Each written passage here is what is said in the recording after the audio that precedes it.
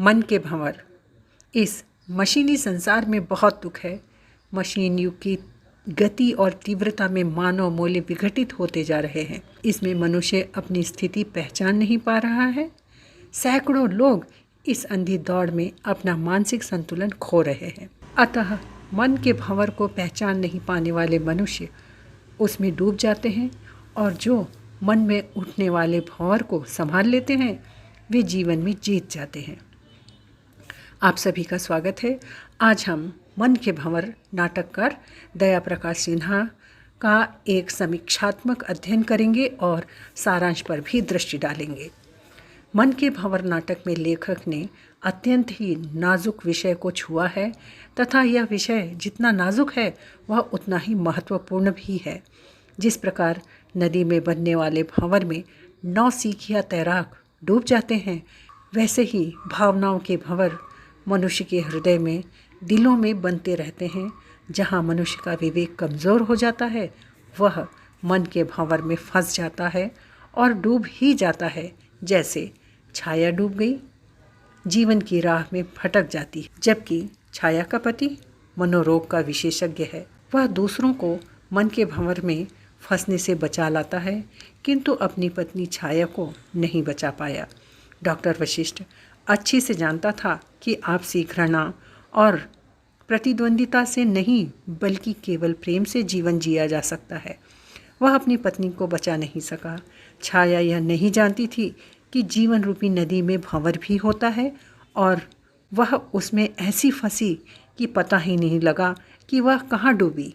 मन के भंवर नाटक के 3 अंक हैं और यह कहानी एक मनोरोग विशेषज्ञ डॉक्टर वशिष्ठ की व्यक्तिगत जीवन से जोड़कर समाज और बाहरी दुनिया से घटनाओं को जोड़ा है।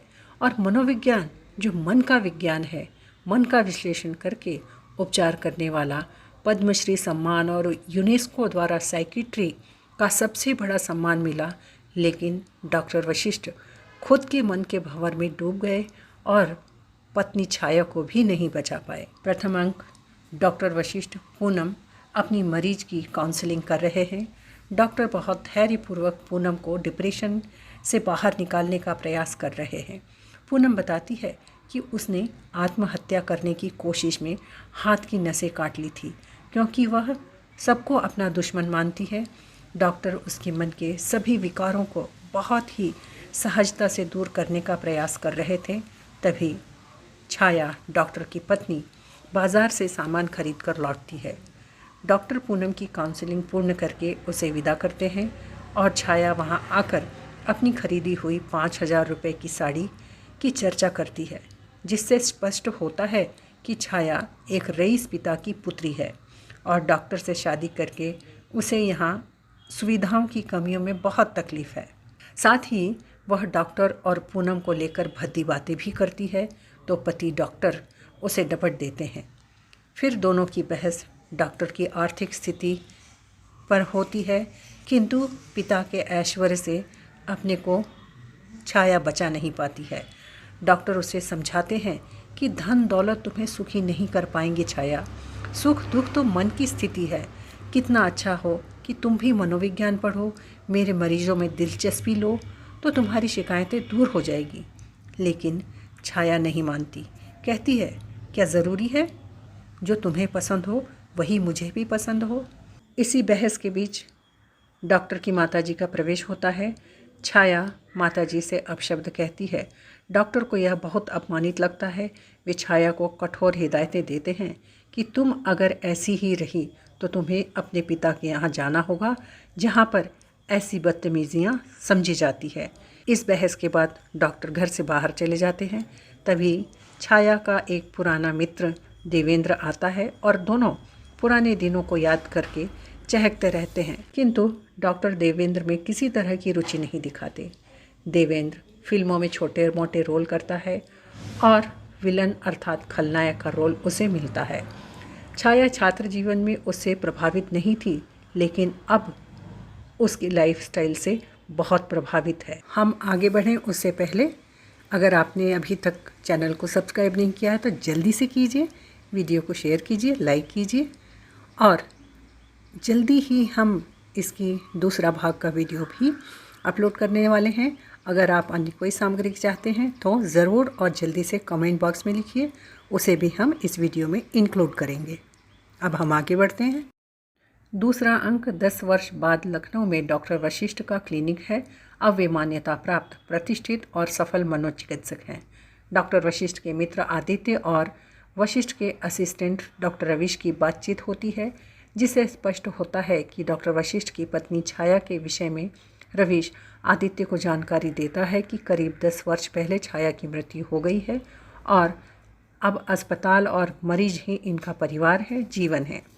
बाद में जब डॉक्टर वशिष्ठ और आदित्य की बातचीत होती है तो पता चलता है कि डॉक्टर वशिष्ठ दिल्ली से लखनऊ आ गए हैं और वे पूरे 9 साल बाद मिल रहे हैं। डॉक्टर की मां की मृत्यु का कारण छाया है। वह देवेंद्र के साथ बम्बई भाग गई है और 10 साल हुए वह मर भी चुकी है। आदित्य से जीवन के सुख दुखों को याद करने के बाद रात के भोजन में मिलने की बात करके आदित्य वापस चला जाता है। उसके बाद डॉक्टर एक स्वप्न देखता है, उसमें सिगार, छाया और पूनम दिखाई देते हैं और वह घबराकर जाग जाता है। तत्पश्चात पेशेंट को माल एवेन्यू रोड देखने के लिए डॉक्टर चले जाते हैं। तब तक डाक द्वारा तार मिलता है कि डॉक्टर वशिष्ठ को भारत सरकार की ओर से पद्मश्री अवार्ड मिला है और यूनेस्को ने साइकिट्री में सबसे बड़ा इनाम और $1 लाख भी दिए हैं। तीसरे अंक में डॉक्टर रवीश दोनों सम्मानों की जानकारी और डॉक्टर को सबसे पहले इस उपलब्धि के लिए बधाई देते हैं और यह बताते हैं कि नगर के मेयर शर्मा जुलूस लेकर आ रहे हैं और आपको सम्मानित करेंगे। बड़ी मुश्किल से डॉक्टर रवीश उन्हें इस बात के लिए तैयार करता है और भाषण के लिए उनसे डिक्टेशन भी लेता है। रोटरी क्लब के प्रेसिडेंट मिस्टर बनर्जी भी सम्मान करने की बात करते हैं। डायरेक्टर इंडियन मेडिकल हेल्थ से तार आता है, जो मंत्री scientific research and cultural affairs Delhi से गुमनाम तार है। मेयर का जुलूस पहुँचे उससे पहले ही मीडिया कॉरेस्पॉन्डेंट पहुँच जाते हैं।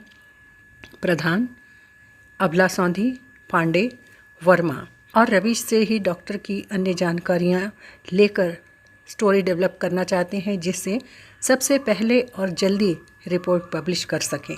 वे कहते हैं, आपका परिचय, आप कितने सालों से डॉक्टर वशिष्ठ के साथ हैं, कितने सालों से उन्हें जानते हैं, आपकी राय उनके बारे में क्या है, कैसे व्यक्ति हैं, पत्नी व बच्चे कैसे हैं, पत्नी कैसी है, खबर सुनकर उनकी क्या रिएक्शन हुई, आदि अनेक सवाल करते हैं। तभी छाया आ जाती है और वह कहती है, डॉक्टर साहब की पत्नी जीवित होती तो आज खुशी से पागल हो जाती।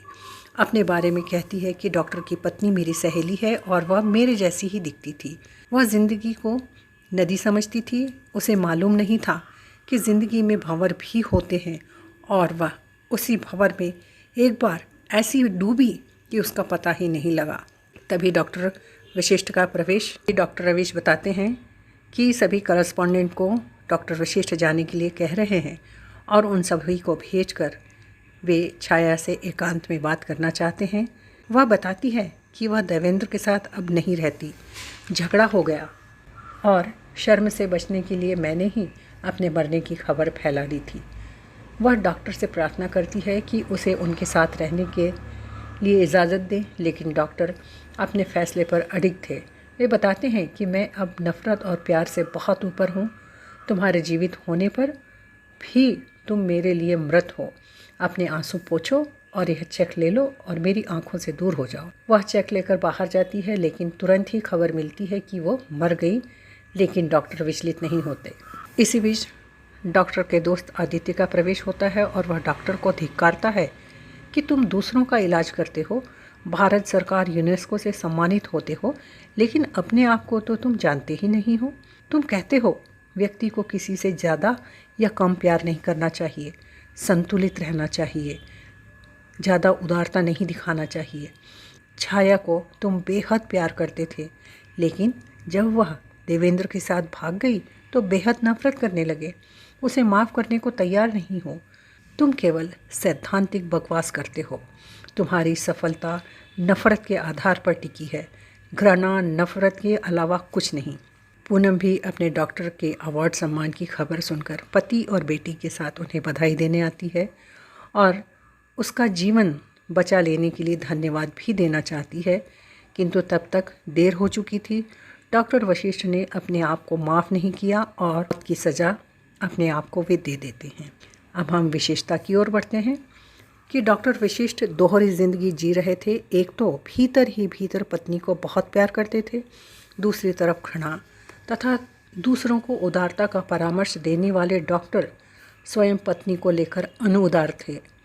वह यह भी याद दिलाता है कि अपने एक मरीज के लिए तुम उसकी पत्नी के प्रति घृणा उपजाना चाहते हो।